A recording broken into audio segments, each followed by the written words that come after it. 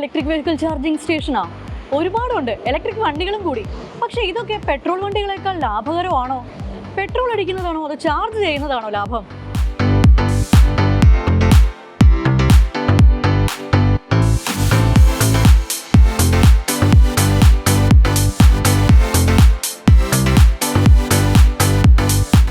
സോളാറൊക്കെ വെച്ച് കഴിഞ്ഞാൽ അടിപൊളിയാ.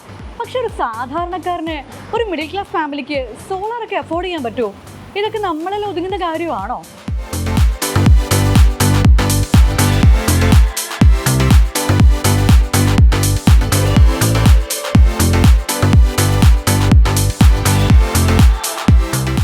കഷ്ടപ്പെട്ട് എങ്ങനെയെങ്കിലും കറണ്ട് ബില്ല് കുറയ്ക്കാൻ വേണ്ടിയിട്ട് സോളാർ വെച്ചു എന്ന് വിചാരിക്കുക.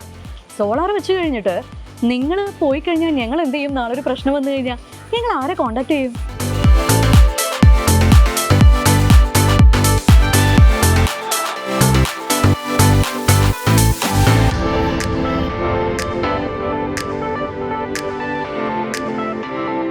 ഒരു പുതിയ ബിസിനസ് സ്റ്റാർട്ടപ്പ് തുടങ്ങാൻ ആഗ്രഹമുണ്ട്.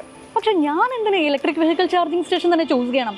അതെന്താ എനിക്ക് ഇത്ര വലിയ ബിസിനസ് സാധ്യതകളുള്ളത്? അതെന്താ എനിക്ക് ഇത്ര വലിയ ലാഭം കിട്ടാൻ പോകുന്നത്?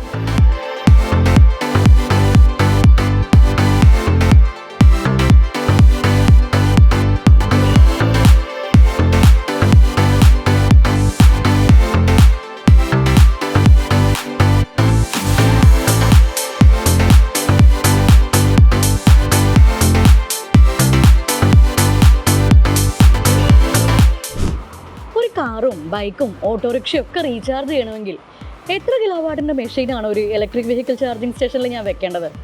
ഓരോ മെഷീനും എത്ര കിലോ വാട്ട് വേണം? എത്ര വെച്ച് കഴിഞ്ഞാൽ ലാഭം ഉണ്ടാവും? ഓരോ വണ്ടിക്കും എത്രത്തോളം ചാർജ് കയറ്റാൻ പറ്റും? ഫുൾ ചാർജ് ആവണമെങ്കിൽ എത്ര കിലോ വാട്ടിൻ്റെ മെഷീൻ വെക്കണം?